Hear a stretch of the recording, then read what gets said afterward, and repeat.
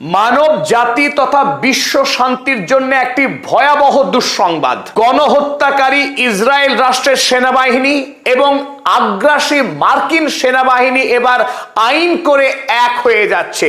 আমেরিকার কংগ্রেস নিঃশব্দে এই ভয়াবহ বিল পাশ করতে চলেছে, যে বিলের জোরে ইসরায়েল আমেরিকার সমস্ত সামরিক অস্ত্রশস্ত্রের মালিক হতে যাচ্ছে। ইসরায়েল এমনিতেই বিশ্ব শান্তির জন্য একটি বড়সড় হুমকি।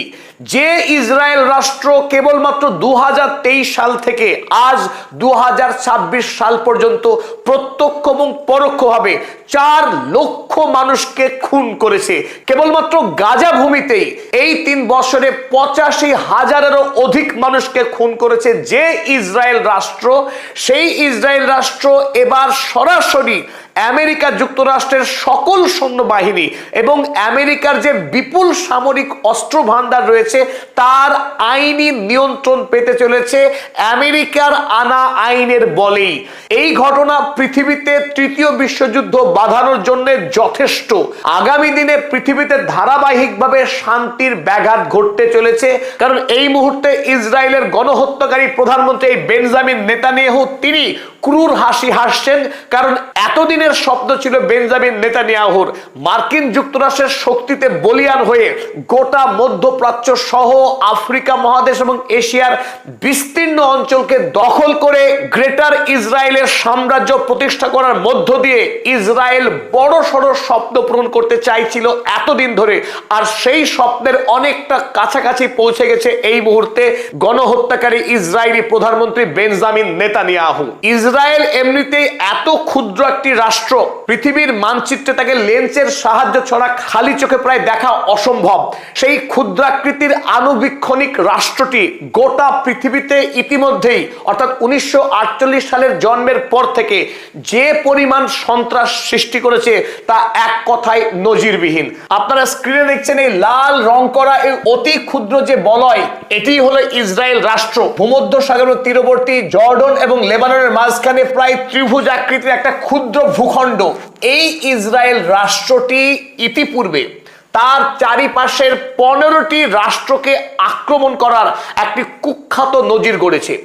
এই ইসরায়েল রাষ্ট্র তার জন্মের পর থেকে পৃথিবীতে 2,85,000-এরও অধিক বোমা নিক্ষেপ করেছে এবং এই বোমাগুলির ওজন যদি হিসেব করা হয় তার পরিমাণ দাঁড়াবে 2 লক্ষ মেট্রিক টনেরও অধিক। পৃথিবীতে এখনো পর্যন্ত জাপানের হিরোশিমা এবং নাগাসাকিতে অ্যাটম বোমা ফেলে আমেরিকা যে কুনজির স্থাপন করেছিল, সেই বোমার যা ওজন তার থেকে 14 গুণ অধিক বোমা নিক্ষেপ করেছে এই ক্ষুদ্র ইসরায়েল রাষ্ট্র।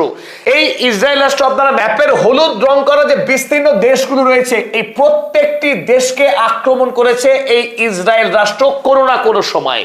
এখন যেটা আসল ভয়, এতদিন ইসরায়েল রাষ্ট্র আমেরিকার কাছ থেকে এই আকারে অর্থাৎ সাহায্য আকারে টাকা পেয়ে আসছিল, যে টাকা দিয়ে অস্ত্র কিনে পৃথিবীতে এতদিন ধরে খুন, রক্তপাত, রাহাজানি এবং অপরের জমি ছিনিয়ে নেওয়ার কাজ করে আসছে ইসরায়েল। এবার আইন করে আমেরিকার কংগ্রেস ইসরায়েলের হাতে আমেরিকার সমস্ত সামরিক অস্ত্র, প্রকৌশল, এআই এবং ইন্টেলিজেন্সকে উপহার দিতে চলেছে ইসরায়েলের হাতে। আশঙ্কার জায়গা এই, এবার থেকে ইসরায়েল গোটা পৃথিবীতে কি ভয়ানক ধ্বংসকাণ্ড শুরু করতে যাচ্ছে সেটা কল্পনা করলেই শিউরে উঠতে হয়।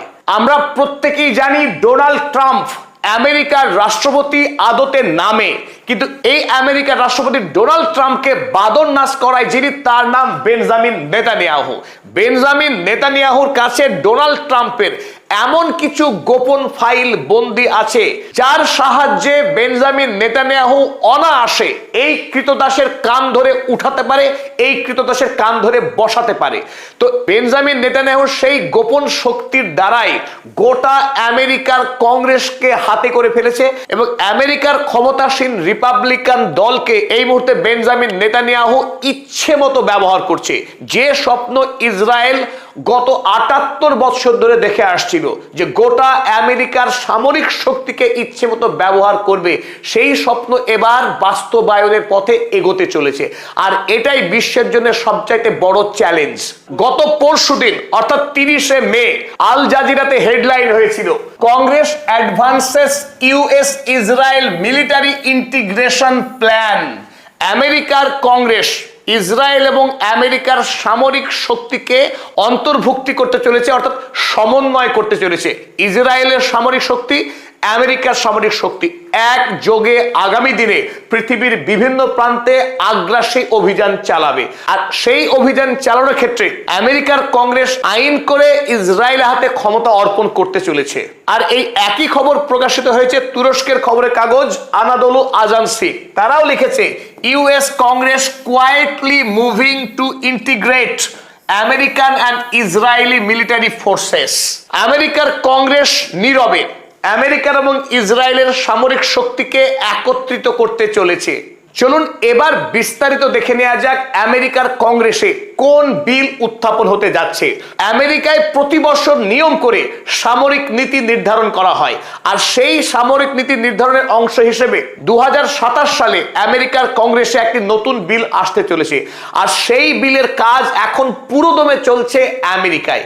এই বিল অন্তত 1 থেকে 1,500 পাতা বিশিষ্ট একটা বিস্তারিত রিপোর্ট তৈরির কাজ চলছে। যে বিলের 224 নম্বর সেকশনে এতদিন ধরে ইসরায়েলে যে এইড বা সাহায্য দেওয়া হচ্ছিল সেই নীতিকে বর্জন করে একটি নতুন নীতি গ্রহণ করা হচ্ছে। আর এই নীতির দ্বারাই আমেরিকা এবং ইসরায়েলের সামরিক শক্তিকে একত্রিত করা হচ্ছে। চলুন এবার দেখে নিই এতদিন ধরে আমেরিকা সরকার ইসরায়েলকে কিভাবে সামরিক অস্ত্র এবং সাহায্য দিয়ে আসছিল।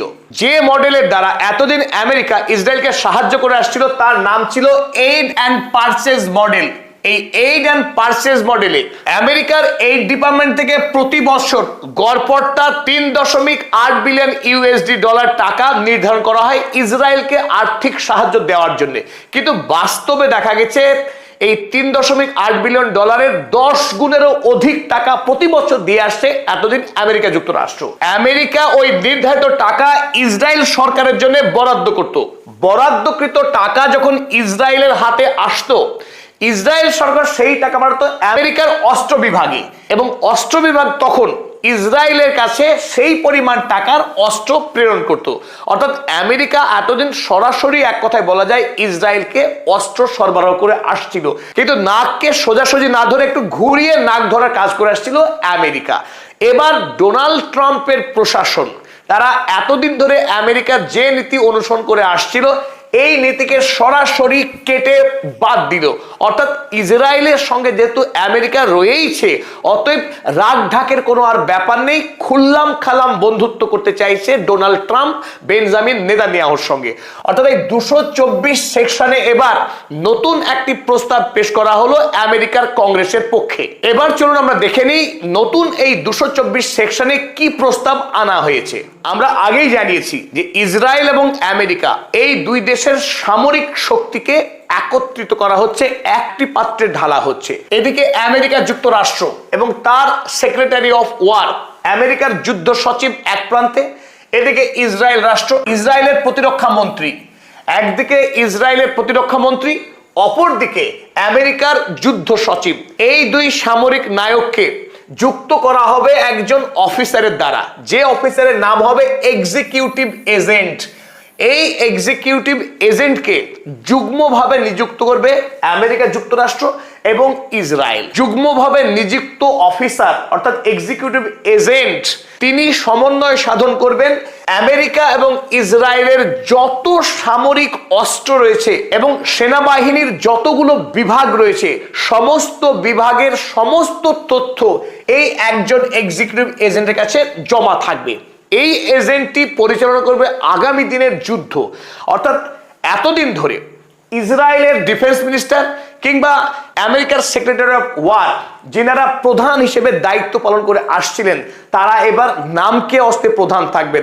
আসল শক্তিশালী ব্যক্তি হয়ে উঠবেন এই এক্সিকিউটিভ এজেন্ট, যিনি আমেরিকা এবং ইসরায়েল দুই শক্তিকে এক ছাতার তলায় নিয়ে আসছেন। এবং অত্যন্ত মজাদার বিষয়, আমরা পূর্বের একটি ভিডিওতে জানিয়েছিলাম যে আমেরিকা যুক্তরাষ্ট্রের দুর্ভাগ্য, আমেরিকা যুক্তরাষ্ট্র ক্ষুদ্র একটি সামরিক সেনা ছাউনি মধ্যপ্রাচ্যের ইসরায়েল নামক ভূখণ্ড, এই ক্ষুদ্র আণুবীক্ষণিক ভূখণ্ড আমেরিকার মতো একটি প্রকাণ্ড রাষ্ট্রকে গিলে খেতে চলেছে।